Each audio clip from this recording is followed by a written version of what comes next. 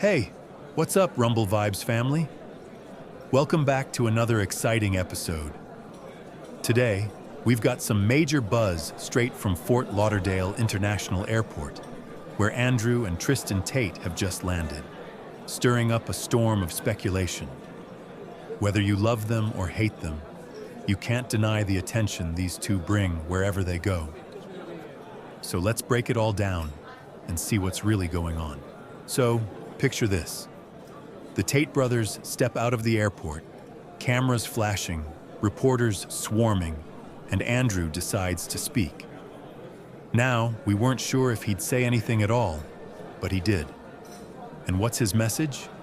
All the things that go around about us on the internet. We've yet to be convicted of any crime in our lives ever. We have no criminal record anywhere on the planet ever.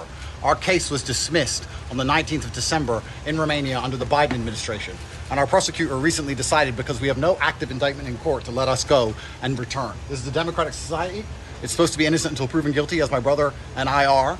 And I think it's extremely important that we stop allowing media spin, wrap-up smears, lies, or carefully constructed narratives from George Soros-funded operations trying to destroy the reputations of good people who have no intention to do anything other than follow the law. Andrew, what about President Trump? Now, here's where things get interesting.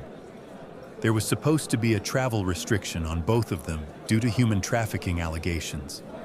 But somehow, those restrictions got lifted, and boom. Here they are, strolling through sunny South Florida. And that raises two big questions. How did the travel restrictions get lifted? And why did they pick South Florida as their first destination? We just heard a little snippet of that interview, so we're going to hear from Rosh right now.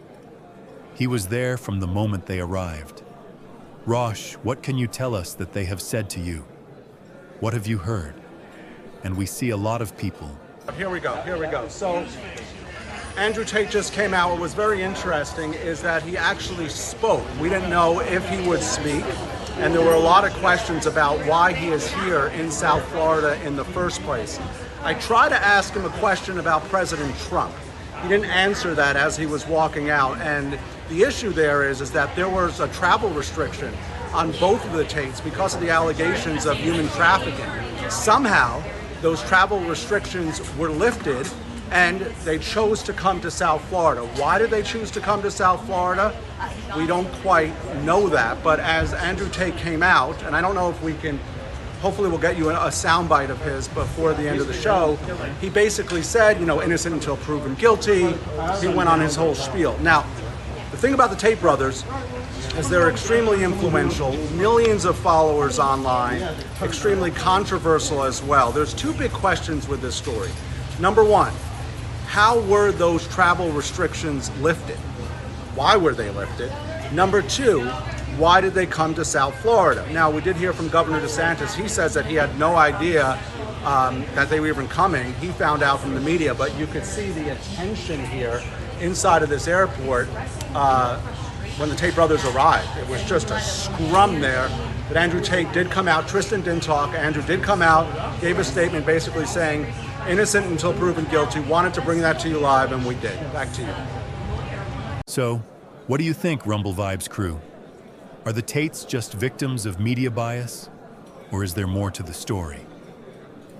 Drop your thoughts in the comments, and let's get the conversation rolling. And as always, if you enjoyed this breakdown, don't forget to hit that like button, subscribe, and turn on notifications so you never miss a beat. Until next time, stay curious, stay engaged, and keep those vibes rumbling.